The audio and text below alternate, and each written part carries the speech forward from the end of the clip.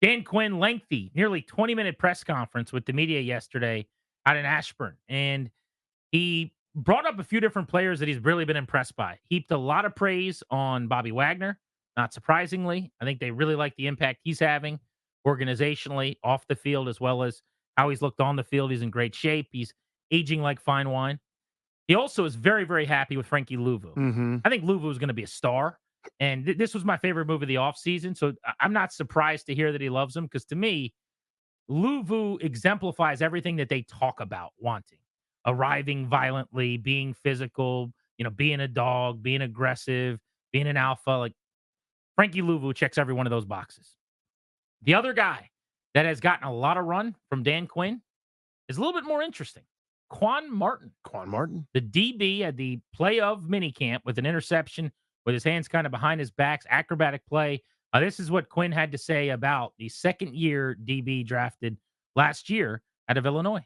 I thought he was just a really good tackler. And so at safety, there's probably even more communication that takes place from last year. He was featured a lot playing nickel. And so for a guy that can do both of those, that's a really big push. But man, I'm really excited about what he is, what he can be. And I just feel like he's one of those people. I'm feeling this momentum take place for him to ride this big wave in, because he's just gaining confidence in this new system. And that's really important to do that this time of year. So then the month of training camp, that he's really ready to apply it. Danny, I would go as far as to say that he is on the short list of guys as far as talk of camp chatter. Like, few guys have gotten as much positive pixelage as him outside of Jaden Daniels. It's been interesting, right? Because, and this happens so often in sports, both good and bad, right? Bad when it's your early sample is disastrous. Nobody updates their file, or it takes a long time for people to kind of, reevaluate that thing. Conversely, if your early sample is amazing, like your first 5 games, 10 games, whatever is great, people will sort of say, yeah, but that's more real, despite almost no matter how much you do over the next 6 weeks, 10 weeks, couple of years, et cetera, if they saw something great early. His early sample was so bad where he wasn't on the field. He was basically inactive for months at a time. They could, even last year's group, the worst defense in the sport with a terrible secondary, he couldn't crack the lineup. Then as the year progressed, he started playing more and more, and actually I thought handled himself pretty well down the stretch of the season. But still, the narrative was kind of written there. So it is interesting that a guy that was a second-round pick of the old regime now sort of stepping into a role potentially that maybe they saw him doing, but it sounds like Dan Quinn and Joe Witten company are going, yeah, that makes a lot of sense. The versatility they're talking about, being able to do both. You heard Dan Quinn mention it, being able to play nickel and then, some of the demands of the safety spot. That's a helpful thing for a defense. Maybe Quan Martin is the guy I should put the eggs in the basket of as the breakout candidate for this staff. Because to kind of circle back to what you were just getting at, I said this a couple days ago.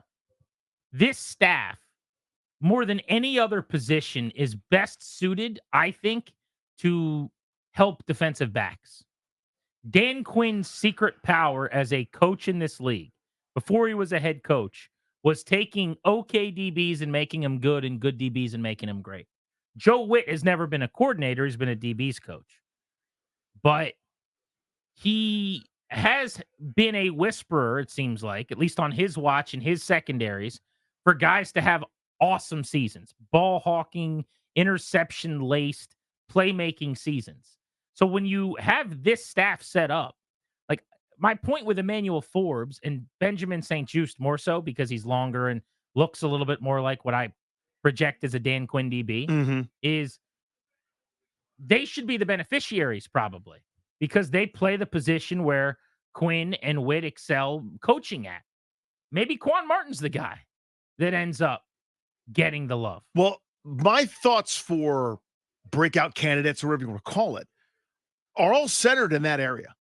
Because last year, again, they were 32nd in any category that you want to find that had to do with defense, whether it was yards allowed. Basically, if you were an opposing quarterback of Washington, you were the league MVP. If you got to play against them 17 times last year, you were setting Dan Marino-style passing records. It was astounding.